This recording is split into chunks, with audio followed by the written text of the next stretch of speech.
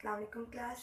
Today is 7th December Monday and today's topic is about ancient Chinese agriculture, architecture and farming.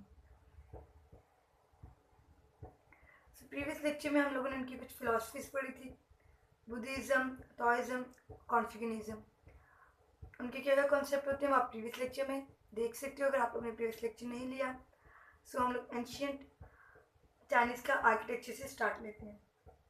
सो उनका architecture था कैसा, कितने time interval के लिए रहा, अगर वो रहा नहीं तो फिर क्यों नहीं रहा, कि उसके एविडेंसेस क्यों नहीं मिले हमें. सो क्योंकि हमारे पास बाकी जो आर्किटेक्चर हम लोगों ने प्रीवियस थ्योरीज के प्रीवियस सिविलाइजेशन के पढ़े हैं उनके आर्किटेक्चर की काफ़ी एविडेंसेस अवेलेबल थी जो रिसर्चर्स वगैरह ने फाइंड आउट की थी. सो क्योंकि वो स्टोन से मार्बल्स वगैरह से डिज़ाइन की गई थी, सो वो काफ़ी लॉन्ग टाइम ट्रेवल के लिए वहाँ पर एग्जिस्ट करती रही थी. बट जो एंशियंट चाइनीज़ का आर्किटेक्चर है वो बहुत जल्दी वैनिश्ड हो गया था, डिस्कार्ड हो गया था. सो उसकी कोई ज़्यादातर एविडेंसेस नहीं है. So let's read out. There are very few examples of architecture from ancient China, as wood was used as a mean building material which rotted away with the time. Beside palaces and pagodas, a number of public projects such as canal and bridges were also built to promote trade and provide transportation. So जैसे मैंने start में बताया कि आपके पास जो Chinese architecture था वो बहुत जल्दी टाइम के साथ रोटन हो गया था. रीज़न क्या था कि वो वहाँ पर उनका आर्किटेक्चर की ज़्यादा एविडेंसेस नहीं है कि उन्होंने जो मेन मटेरियल यूज़ किया था अपना आर्किटेक्चर वगैरह बिल्ड करने के लिए वो वुड मटेरियल था.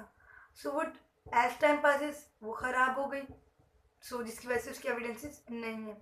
नॉर्मली कुछ कंस्ट्रक्शन प्रोजेक्ट्स थे जो उन्होंने उस टाइम टेबल पे बनाए थे, कैनाल थे, ब्रिजेस वगैरह थे, जो उनके आर्किटेक्चर को के कुछ एविडेंस बाद में मिले थे, जो उन्होंने ट्रांसपोर्टेशन के लिए बनाए गए थे कि एक ट्रेड को प्रमोट करने के लिए वो लोग एक जगह से दूसरी जगह जाते थे तो उसको ट्रांसपोर्टेशन के लिए जो उनको कन्वीनियंट नहीं था, उनको ब्रिजेस वगैरह डिज़ाइन करने थे, किनारे वगैरह डिज़ाइन किए गए थे अपनी कन्वीनियंस के लिए. सो उनकी आर्किटेक्चर नॉर्मली 3 कैटेगरीज में डिवाइड किया गया था. इंपीरियल आर्किटेक्चर, कॉमनर आर्किटेक्चर और रिलीजियस आर्किटेक्चर. इंपीरियल आर्किटेक्चर वो होता था जो उनके रूलर्स वगैरह किंगडम वगैरह के लिए डिज़ाइन किए जाते थे. सो इंपीरियल आर्किटेक्चर के लिए नॉर्मली वो लोग जो सिम्बलाइज करता था, उसको डिफ्रेंशिएट करता था दूसरे आर्किटेक्चर थे, वो उसका रूफ का स्ट्रक्चर होता था. वो जो रूफ टॉप पे स्ट्रक्चर यूज़ करते थे वो लोग येलो रूफ टाइल्स यूज़ करते थे, जो उनको डिफ्रेंशिएट करता था डिफरेंट आर्किटेक्चर्स के लिए.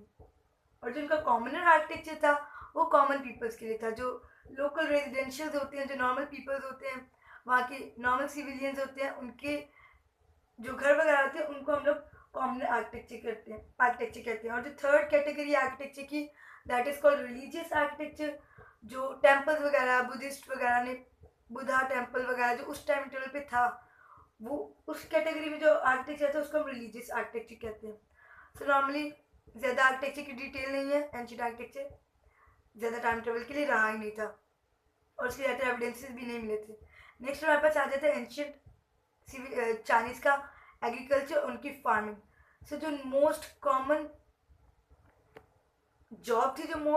जॉब थी उस टाइम की वो फार्मिंग की थी. ज़्यादातर वहाँ के सिविलियंस, ज़्यादातर लोग वहाँ पर फार्मर्स होते थे. बहुत कम है जो कंस्ट्रक्शन प्रोजेक्ट वगैरह करते हैं. यहाँ पे गवर्नमेंट सर्वेंट वगैरह थे, और तो ज़्यादा पॉपुलेशन वहाँ पे फार्मर्स की थी. सो स्टार्ट कब हुआ था फार्मिंग का procedure? 6000 before Christ farming begin की गई थी. Let's read out it. Historians believe farming began in China about 6000 before Christ. Millet was first crop grown here. Rice was farmed around the same time. So हम लोगों ने previous civilizations पढ़ी थी जिनमें rice नहीं ग्रू किया गया था. Although Chinese first थी जिन्होंने राइस ग्रू किया था. राइस के ये जो फर्टिलाइजर्स वगैरह. So farming created more food which increased the population and allowed people to do different jobs besides constantly looking for the food. So normally वहाँ पे जो उनकी पॉपुलेशन को इंक्रीज करने का प्रोसीजर, उसको वेल इस्टेब्लिश्ड बनाने का प्रोसीजर फार्मिंग ने किया था. फार्मिंग ने ज़्यादा फूड क्रिएट किया था, जिससे उनकी पॉपुलेशन भी इवेंचुअली इंक्रीज हो रही थी।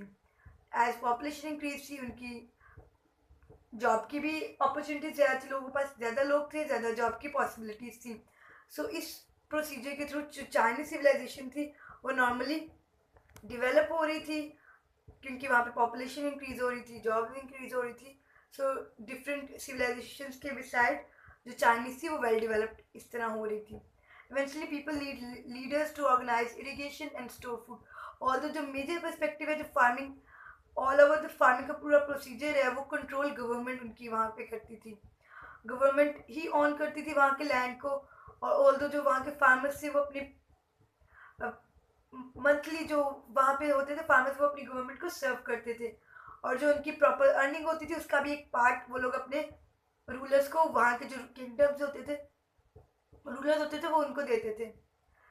सो families that control land and irrigation become powerful. Normally जो कंट्रोल करती थी वो पावरफुल फैमिलीज होती थी। नॉर्मली गवर्नमेंट ही कंट्रोल करती थी, जो कॉमन सिविलियंस थे वो ज़्यादातर वहाँ पे वर्कर्स होते थे, ऑनरशिप उनके पास नहीं थी, ज़्यादा ऑनरशिप का पार्ट गवर्नमेंट के पास था।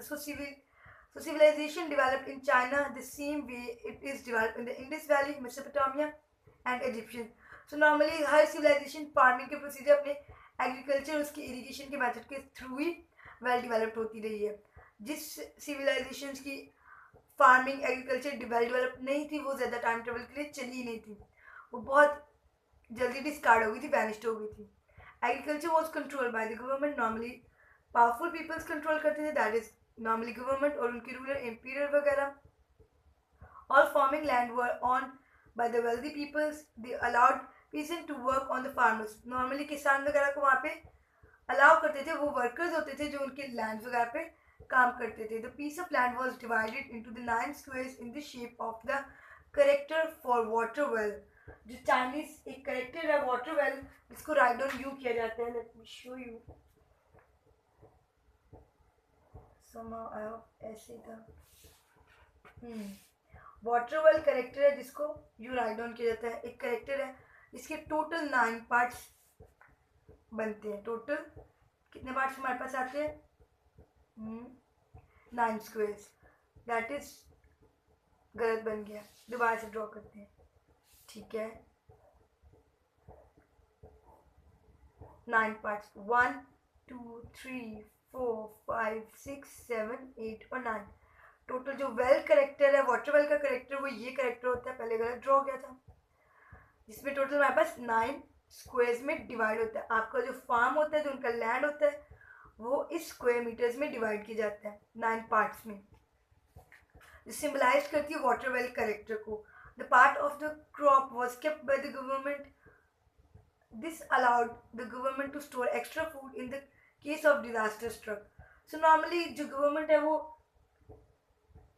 अननेचुरल सर्कमस्टांसिस, कोई भी डिजास्टर इस तरह का इवेंट हो जाता है, नॉर्मली अर्थक्वेक वगैरह आ जाए या कोई भी उस टाइम टेबल पे मिसहैप सा हो जाए, तब उस टाइम को बैलेंस करने के लिए वो गवर्नमेंट एक्स्ट्रा फूड स्टोर करती थी। The majority of the people in ancient Chinese were pheasant farmers. Normally बहुत से लोगों की वहाँ पे जो जॉब्स वो लोग इकोनॉमी के लिए करते थे, अपने जो वर्कर्स थे वो